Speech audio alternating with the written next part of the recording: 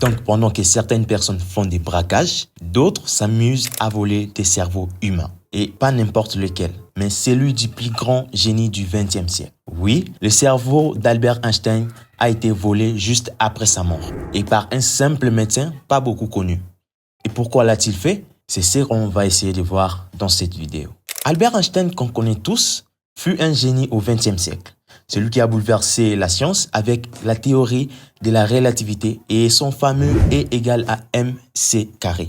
Le 18 avril 1955, à Princeton, aux États-Unis, il meurt suite à une rupture d'un anévrisme de l'aorte abdominale. Bon, je ne sais pas ce que c'est et on ne va pas essayer de comprendre c'est quoi exactement. Mais avant de mourir, Einstein avait été très clair. Il ne voulait pas qu'on fasse d'autopsie sur son corps. Il souhaitait être incinéré rapidement et que ses cendres soient dispersées en secret, loin de toute curiosité, loin des regards. Il ne voulait pas devenir une idole, une sorte de relique humaine qu'on viendrait admirer comme un saint. Il voulait juste reposer en paix. Mais le destin et surtout la curiosité d'un homme allaient bouleverser ses souhaits. Dans cet hôpital de Princeton, c'est le docteur Thomas Harvey qui s'occupait des autopsies. C'était un médecin discret, pas spécialement célèbre, mais ce matin-là, il avait entre ses mains quelque chose d'unique, le corps d'Albert Einstein. Harvey savait qu'il tenait là une occasion que très peu de scientifiques auraient dans leur vie. Il voulait comprendre ce que faisait le génie d'Einstein. Est-ce que c'était son éducation, son environnement ou bien quelque chose dans son cerveau? Alors, sans prévenir la famille, sans même obtenir la moindre autorisation, il prit une décision qui allait marquer l'histoire. Il retira le cerveau d'Albert Einstein. Oui, littéralement. Il a prélevé le cerveau du savant, puis l'a placé dans un bocal rempli de formol pour les conserver. Officiellement, il disait vouloir les protéger pour la science. Mais à ce moment-là, il venait surtout de désobéir au dernier souhait du grand physicien. Einstein voulait disparaître simplement. Harvey, lui, voulait découvrir pourquoi cet homme pensait différemment du reste du monde. Quelques jours après, la nouvelle se répand. Einstein est mort et il va être incinéré. Tout est prêt, mais quand on examine le corps, on remarque qu'il manque quelque chose. Le cerveau d'Einstein n'est plus là. Les rumeurs commencent à circuler et très vite, on apprend que le docteur Harvey l'a pris. La famille d'Einstein, surtout son fils Hans Albert, est furieuse. Mais Harvey se défend. Il explique qu'il ne veut pas voler le cerveau, il veut simplement l'étudier pour la science. Il espère peut-être découvrir des secrets sur l'intelligence humaine, sur ce qui rend un esprit aussi puissant. Après beaucoup de discussions, Hans Albert finit par accepter, mais à une seule condition. Le cerveau devra servir qu'à la recherche scientifique et non à une quelconque exposition ou profit personnel. Harvey respire un peu, mais le monde, lui, commence déjà à murmurer. Le cerveau d'Einstein a été volé.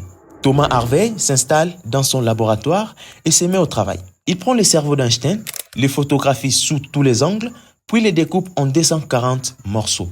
Oui, 240. Il veut étudier chaque partie, chaque zone, chaque recoin. Harvey garde les échantillons pendant des années. Il envoie aussi à d'autres chercheurs aux États-Unis, au Canada, au Japon et d'autres endroits. Il espère qu'ensemble, ils trouveront quelque chose d'extraordinaire. Mais les résultats ne sont pas aussi spectaculaires qu'il espérait. Mais certains scientifiques remarquent que le cerveau d'Einstein a quelques particularités. Sa région pariétale inférieure, liée au calcul et à la visualisation spatiale, semble un peu plus développée que la moyenne. Ses hémisphères cérébraux sont un peu différents. Certains sillons sont moins marqués, ce qui aurait pu faciliter les connexions entre les zones du cerveau. Et la densité des cellules gliales, les cellules qui soutiennent les neurones, serait légèrement plus élevée que chez d'autres personnes. Mais tout cela ne suffit pas à expliquer le génie d'Einstein. Beaucoup de scientifiques concluent que le cerveau d'Einstein n'est pas magique. C'était celui d'un homme très intelligent bien sûr, mais rien de surnaturel. Les années passent et le cerveau devient une légende scientifique. Harvey, lui, perd peu à peu son poste à l'hôpital. Sa carrière ralentit et il finit par vivre modestement. Mais il garde toujours avec lui les bocaux contenant le cerveau d'Einstein comme un trésor étrange. Alors on se pose la question, où se trouve le morceau du cerveau d'Albert Einstein aujourd'hui? Eh bien, ils sont répartis dans plusieurs lieux aux États-Unis. Le Mater Museum à Philadelphie, c'est un musée médical assez connu qui possède quelques tranches du cerveau d'Einstein. On peut même les voir exposés derrière une vitrine dans une petite boîte transparente. Le National Museum of Earth and Medicine à Washington, D.C. Un autre musée médical qui détient aussi plusieurs échantillons. L'université de Princeton, où Einstein travaille avant sa mort. Quelques morceaux y sont encore conservés pour la recherche. D'autres fragments sont restés entre les mains de certains chercheurs à qui Harvey en avait envoyé dans les années 60-70. Avant de finir cette vidéo, j'aimerais te dire quelque chose.